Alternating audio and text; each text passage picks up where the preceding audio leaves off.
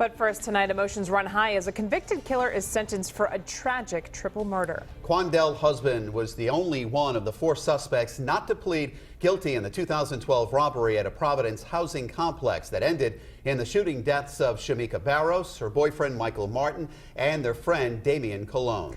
Now he's facing multiple life sentences. Eyewitness News reporter Tadavik Aprikian joins us live now with the Providence Mobile Newsroom. Well, the courtroom was full this morning and emotions were high as 18-year-old Quandell Husband was sentenced here at Superior Court.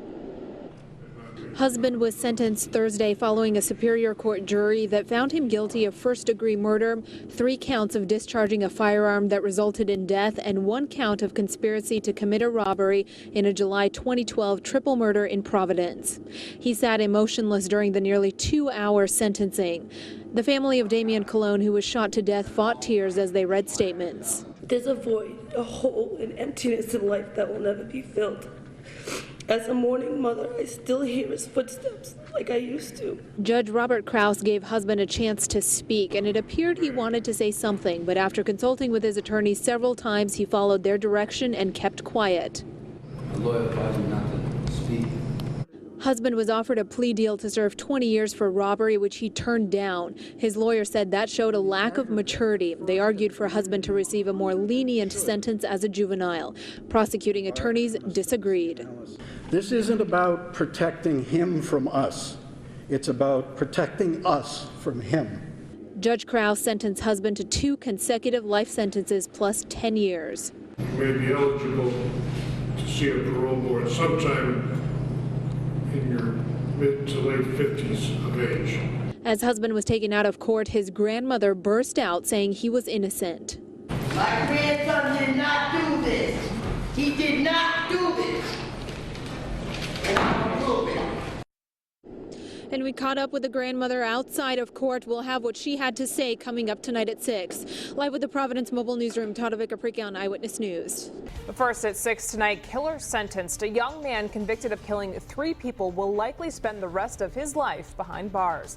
Quandell Husband was sentenced today to 2 consecutive life terms plus 10 years for a Providence triple murder 2 years ago. And new at 6 tonight, emotional reaction from Quandell Husband's grandmother right after learning her grandson's fate. It is our top local story tonight. Eyewitness News reporter Tadavik Aprikian is live in Providence now with more. It was quite an emotional day in court today. Families on both sides had a tough time with the sentencing of 18-year-old Quandell Husband. Quandell Husband sat emotionless in the nearly 2-hour sentencing in Superior Court Thursday.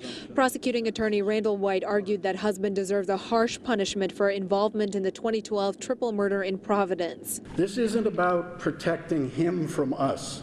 It's about protecting us from him. Husband's attorney said he turned down a plea deal to serve 20 years for robbery, which was part of bad family advice. He has received, in my opinion, very poor family advice about how to deal with this case and with these charges. After being sentenced to 2 consecutive life sentences plus 10 years, Husband's grandmother shouted, saying he was innocent. My grandson did not do this. He did not do this. And I'm a prove it. Eyewitness News caught up with Catherine Husband, the grandmother outside of court, who says the trial was, quote, bogus. They have these families hating my grandson when he was never there in the first place. She insisted Husband was not even a part of the murders that night. He was home with us.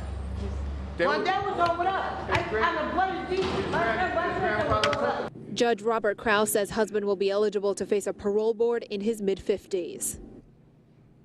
Another suspect, Russell Burrell, who actually pleaded guilty to shooting all 3 people, will be sentenced on December 22nd. Live in Providence with the Providence Mobile Newsroom, Tadavik Aprikian, Eyewitness News.